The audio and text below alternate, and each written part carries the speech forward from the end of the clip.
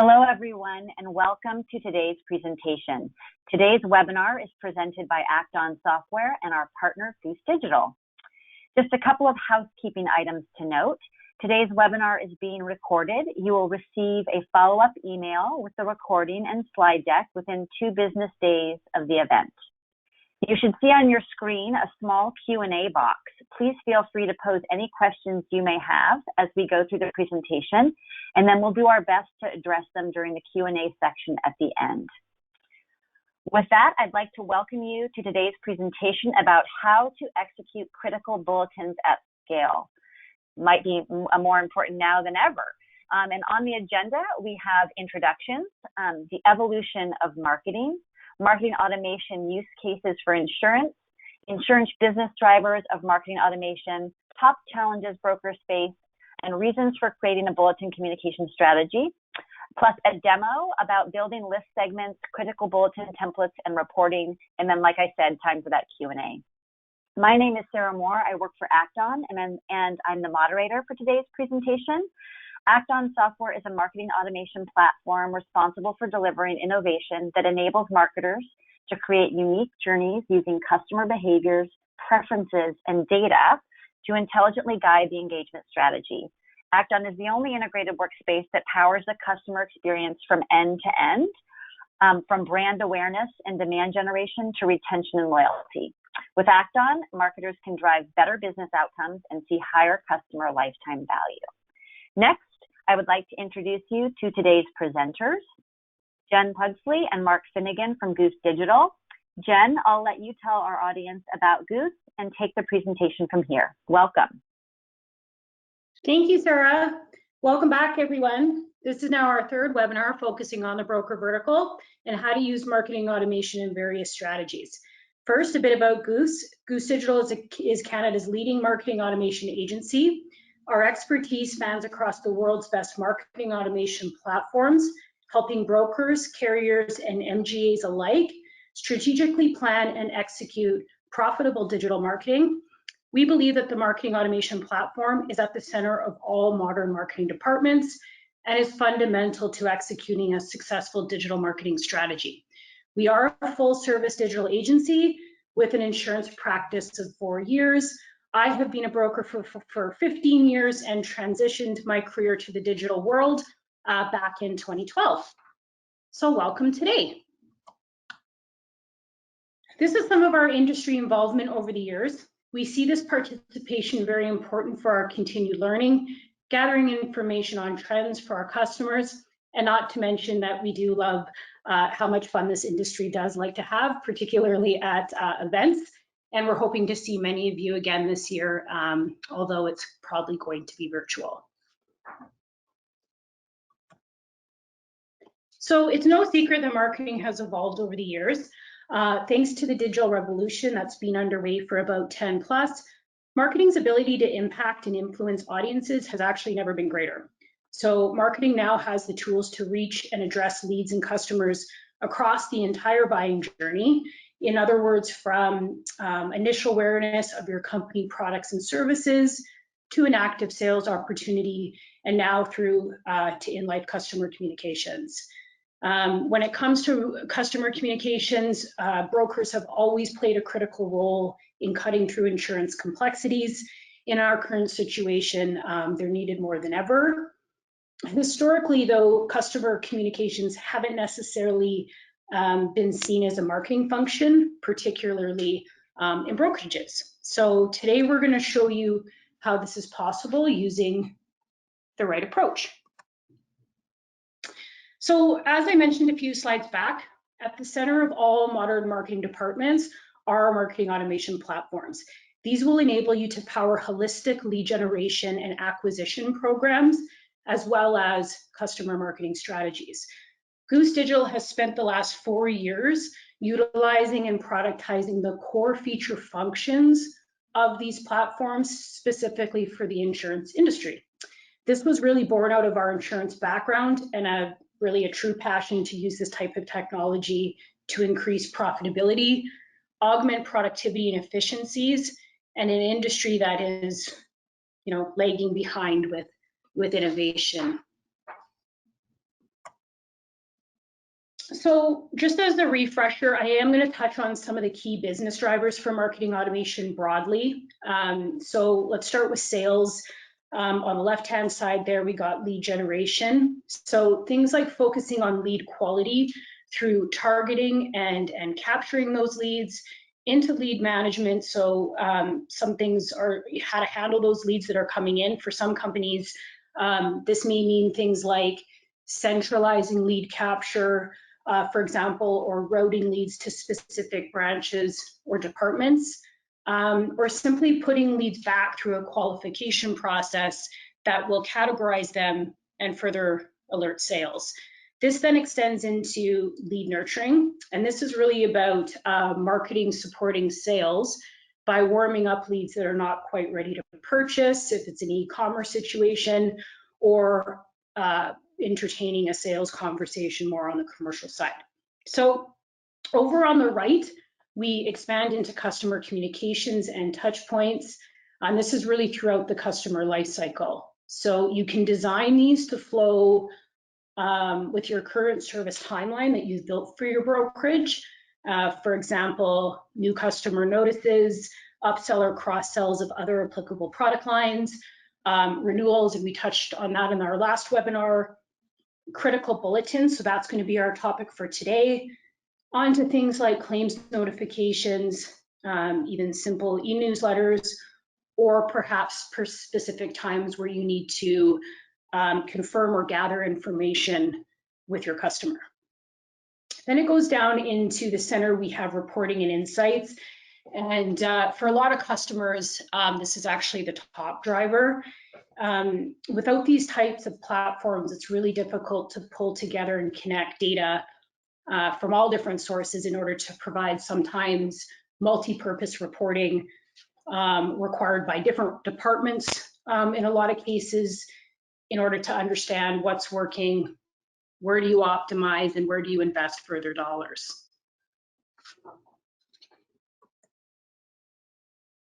So the rise in marketing automation is here, and it's no longer focused only around lead gen and sales. This is a lot different than when I came into the business almost 6 years ago, where the focus was primarily on lead generation and acquisition. 57% of organizations plan to use marketing automation to improve customer retention and service.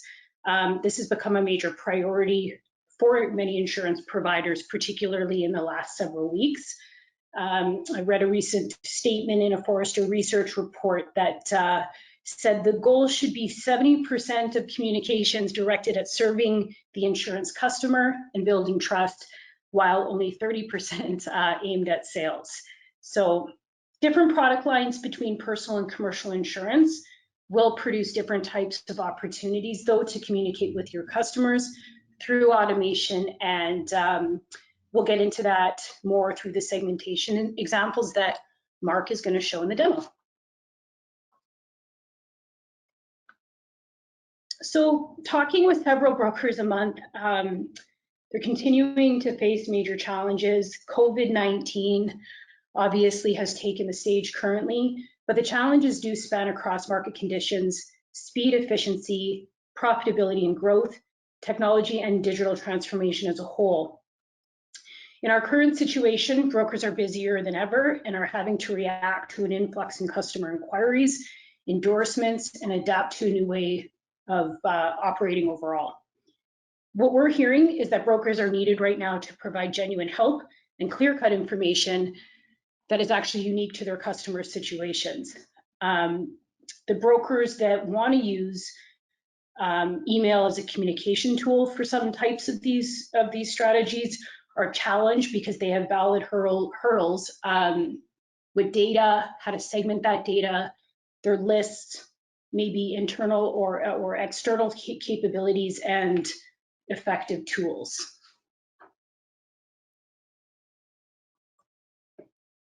So there are challenges, but we do have brokers who are currently delivering these emails effectively. Creating a customer communication strategy can help your brokerage become proactive in your communication efforts, alleviate a ton of workload on CSRs and producers. There's different strategies that you can play around with. Some include bulletins to address very common Q&As that are taking place every day, while leaving more complex information to one-on-one phone calls. Your strategy may include suppressing your VIP clients or large mid-market commercial, if that's applicable for you. Mark will show you how to do that. Or deciding that maybe those customer segments receive a different version of the email communication instead that is highly personalized. There are several different approaches to what we call bulletins. Everything from weather alerts, policy changes, urgent and topical information surrounding COVID-19. We've seen a chance to promote new applications or self-service tools. That one's kind of taken the stage, or even internal bulletin strategies in cases where you have multiple branches. So once you're set up correctly with the infrastructure, the idea though is that bulletins are not labor intensive to build and deploy. So, think around a half hour or so is kind of what you should strive for. Now, if you want to add more design or information to your bulletin, or perhaps you want to use Act-On landing pages to accompany your bulletin, so more content in some cases. Some of our companies like to attach PDFs or integrate forms on these landing pages. That's all there for you to do so as well. So some of the things that we're going to show you today is how deep the segmentation and suppression capabilities are in Act-On in order to get the right message to the right audience. So Mark's going to go into things like region, slicing by region, product type, carrier offering, because we know that's all different, especially with what's going on right now, co-branded in some cases, how to use personalization in really small ways, all the way up to where the email looks like it's hand typed and sent by a CSR or producer. So these are two kind of pain points that we see and rebuttals of why brokers are cautious about building e-communications. No one wants to send wrong information to a customer or create a cold experience when the broker-client relationship is really important, and probably now more than ever before. And then we're going to touch on reporting, how to look at performance and how to strive for top open and engagement rates by your customers. So I'm going to turn this over to Mark Finnegan. Mark is going to show you some really simple examples on how to get started with bulletins, and take it away, Mark. Awesome. Thanks, Jen, and good afternoon, everyone. So in this demo, I'm going to show you how to be prepared to deploy any type of bulletin efficiently, just like Jen said, and at scale, whether it be to your customers or to your staff. As Jen had mentioned, this really includes your customer lists, the data points that you need to consider, the segments and subsegments that you can build, how to best utilize certain segments as suppression lists, and then we'll go through a few bulletin template examples as well. So let's start with the most critical piece here, which you can see on my screen is the customer lists. If you've attended one of our previous webinars, a lot of this should be familiar to you. All of this data that you're looking at here on my screen really resides inside of your BMS and or your CRM. It can all be easily extracted into an Excel or CSV file, and then it can be manually uploaded into Act-On and other similar platforms. And then appended, of course, as necessary. You can also integrate to your BMS as well, but I'm not going to get into those today. But those capabilities are very much there as well. So when you're looking at your list, it's really kind of taking into consideration the data fields that you need for all of your potential bulletins, and not just your bulletins, really all of your customer communications. In this case today, some of the ones that we'll be looking at are obviously policy type, the province that they're located in, their postal code or zip code, and then the carrier that they're with.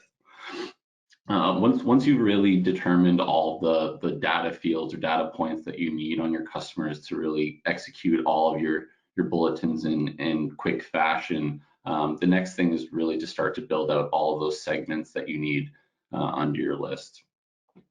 So on my screen here now, you'll see kind of a master marketing list at the top, and underneath it, we've started to build out segments and subsegments. So as I mentioned before, some of the segments that we've created here are segments based off of the province or state that they reside in, the cities that belong to that province or state. Some other ones include the carrier that they're with, breaking them out that way. And you can also obviously break them out by the policy type. Once you've started to break them out this way, you can actually use them for a lot of different targeting, but also suppressing the people that don't need to get those communications. Another segment that you'll see here that I've actually created is one for VIP customers, and you can use that in similar fashion for either targeting them with a specific communication or really suppressing them for a variety of reasons. Maybe you want more senior people to reach out to them instead of them getting an email that would be blasted out to everyone. So let's take a look at the back end of this segment just to get an understanding of how some of these are actually built out.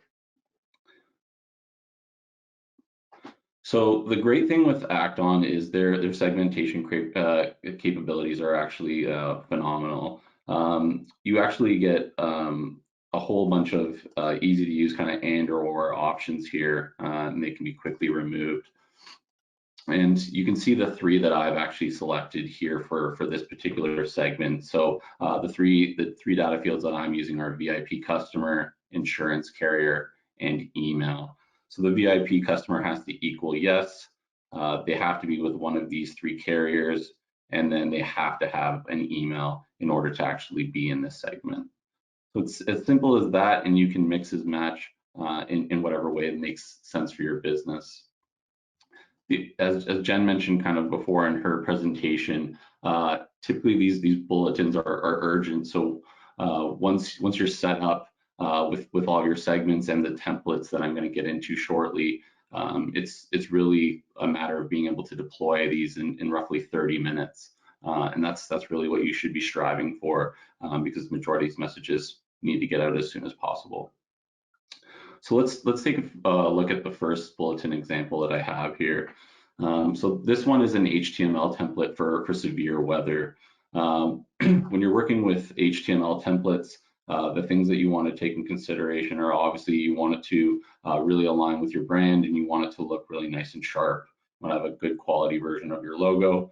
But then the next thing for bulletins that you really want to take into consideration is standardizing the images that you're using. And this really helps to eliminate the need for non-essential decision making. You don't want to be thinking about what image should go with the text that I'm sending, and this really helps to eliminate that. The next piece is really bringing in all the content, and with your templates, it really should be in large part a copy and paste. But with that, it's then bringing in the personalization from your data. So some of the data that we're actually using for personalization here, you can see his first name, some carrier related information. And then if we look at the bottom here, we're going to be bringing in some producer's information and the producer image. And the great thing with personalization and dynamic content in Acton is that it allows you to create these fail safes in the scenario that you're missing that data for certain customers. Or you can also use that to actually eliminate the need to build multiple emails. And that's something really critical when it comes to bulletins is the ability to really hit everyone that you need to with one email instead of building out 6 emails. So let's take a look at how this actually looks for the recipient. So if you see here, I have under the sample preview, it's for the customer Jeremy Landry. So if I scroll down here, you can see now it's populating with Jeremy's name, the carrier information that's related to Jeremy, and then the account executive that handles anything that Jeremy needs. This particular example is also for a severe rainfall warning that's coming in Toronto. And so that's something that we would take into consideration when we're obviously building out our segments and who we want to send this to. So when I flip over to the address tab here, what you can see is I'm actually targeting all home insurance policyholders, but that can involve a whole wide range of states, provinces, cities, and that might be a little concerning to you. But what you can actually do is utilize the suppression to eliminate all the other people that shouldn't get it, that are obviously outside of the Greater Toronto area. And that's what I've done here, is I've included the other cities that I know we have customers in, and then the other province that we were using. And it's as simple as that, to really ensure that who gets it, who needs to get it, sorry, actually receives this communication. If I jump into a second example here now, so this one is more of a text-based template for really important updates. Sometimes flashy HTML emails don't make sense, or simply put, may not be appropriate to deliver information needed to the client. And really having this text-based email is ready to go, and with a block of text that you essentially just need to drop into it is the ideal kind of situation. You can still bring in all the personalization and dynamic content that you saw in my previous example, and it'll still look professional and look like it's actually coming from the producer. So you can see that below here as well. So if I show you this for how it would actually display for a customer, so you can see now it is Maria's name, the carrier that she's associated with, and the account executive that typically deals with Maria. If I switch it to another customer, it's the same thing. It updates his information, the carrier that Eddie is with, and then his account executive. And again, this is all just being powered by the data that's in your broker management system. As Jen had mentioned, so these text-based emails, are great for scenarios where the message is sensitive or needs to appear from an actual producer or CSR. The segmentation, if we take a look at it here, you can see another scenario where we needed to get it to everyone that's with these three particular carriers, but we're excluding the VIP customers because maybe we want someone more senior to reach out to them. If I jump over to our third example here, so this one is more for like an internal update that you would send to your customers. Again, you would want it to really align with your branding. You would want to have a standardized image, and that's not just for this one, but for really all your HTML bulletins, so you can eliminate the thought of that out of the equation. This is great for brokers with many branch locations as well. The managers can go in and see which branches are actually engaging and which ones are not after the fact, which is really helpful. And you can also simply add things like multiple logos for co-branding if needed. Internal communications can also become an entire strategy of their own, as Act-On and similar platforms can enable you to target roles within brokerages, and is perfect for continued education or incentive programs across sales and services. The other thing that you can take into consideration is, and I think Jen mentioned this before, was Act-On landing pages. They can definitely be suitable for internal communications as well, and in some cases external ones. It's just taking into consideration that they will take a little bit longer to build, but they're incredibly robust and customizable with that same level of personalization that you're seeing in the emails. So once you've actually started to identify all of these different use cases for your bulletins and build them out, you're pretty much ready to go and start deploying them. And then the next thing that you'll obviously want to start to do is understand how they're actually performing. So if I jump into the reporting tab here, you can see this is a typical report for any send that you would do in Act-On. But when it comes to bulletins, there's two metrics mainly that you would really want to take into consideration. The first one is your deliverability rate. You really want to be getting close to as 100% on your deliverability as possible, and this is important for your email sending reputation. Act-On actually covers a lot of webinars on email deliverability, and they're all available on Act-On Connect. So I highly recommend you check them out if email deliverability is something that you're concerned about.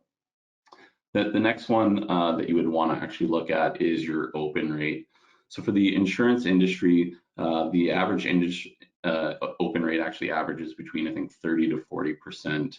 So whether or not you're below that or at that now and want to continue to improve your open rates, what you should really be considering is A/B testing. And what you can test is actually the day of the week that you're sending, the time of the day, and different subject titles, and really start to get an understanding of what works and what doesn't work with your audience, and then just continue to optimize that way. Another great tool that Act On actually has available to you is adaptive sending. Now you have to give yourself about a 24-hour span to send with adaptive sending. And what adaptive sending does is it starts to learn when your audience is most likely going to open an email from you. And as you use adaptive sending, the more and more it actually starts to learn how your audience is going to engage and when they're most likely to open. So it just gets better with use. Another thing that you can actually take advantage of with reporting and Act On is the use of automated programs to send alerts to your CSRs or management team. And what it would actually look like is something like this. If you really wanted to get an understanding of who's actually opening these emails or who's clicking, etc. And that's one thing I actually didn't touch on why click-through rates aren't typically as important for bulletins. Typically, it's really just information that you're trying to get out there, and you're not really driving to a page. And that's the kind of sense where bulletins, we typically see a lot lower click-through rate because we're not driving them to anything. But if you do have a strong call to action, you prefer to drive them to a landing page or a web page, you can certainly do that as well. Typically, from what we've seen, these are the main metrics that we're looking for. So to summarize, what we've gone through, so you really want to kind of determine all the data points that you need for your bulletins. You want to obviously identify the segments and subsegments you need to target and suppress your certain audiences. You want to create HTML and text email templates for all of your critical bulletin needs.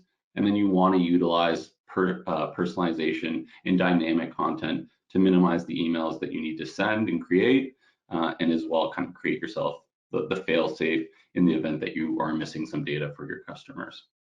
You can then use the email reports, which I've shown you here as well, to kind of analyze email performance and continue to A/B test to maximize your open rates. An important thing to really remember here, though, is that communication strategies should really start small and they should evolve over time. And I'm talking like months and years. So if you ever need support with this, please do not hesitate to reach out to Act On or to Goose Digital, as we're more than happy to help. I'll now hand it back over to Sarah for any questions that you have. Thanks. Awesome. And Jen, I'm giving you the slides back, but we do have a few questions that I think we have time for that came in. This one says, I have been deploying these types of communications for a while and I can't seem to break through a 10 to 15% open rate. What can I do to improve it? Mark, can you take that one? For sure. Yeah, so as I kind of mentioned before, so there's a few things that you can do in terms of improving your open rate. So the first one is deliverability, and that's making sure that you have the proper kind of TNS records in place. So that's a webinar that I recommended before and really encourage you to look at if you are interested in it. I'll make sure that you have an SPF, a DKIM record, DMARC in place, and these are things to really maximize you getting into someone's inbox, and these are absolutely critical. The next thing that you'll want to do is obviously make sure that your list quality is very good. If you're getting constantly a high bounce rate on your sends, that's a negative action, and that's actually something that the internet service providers will not be happy with and will count against you. So making sure you have your list clean is very important. And then the last one is just following best email practices. So using really strong subject titles, A/B testing the time of day sends, and then making sure that your code in your emails is very clean, so that you actually get into the inbox. Thank you. So we also have time for just two more. Jen, can you maybe answer this one? Does not having an integration with my BMS make deploying these communications a challenge? Yeah, so good question. No, not at all. I mean, I think that there are many stages or phases, if you will, of integration. We've had business cases where we've opted to do integration with BMS systems or quote and bind engines or self-serve applications. And there's definitely reasons to do so. I think if you're just starting off, you would definitely start where Mark was showing you in the demo, whether that's manual lists on a workflow schedule or an FTP sync in some fashion.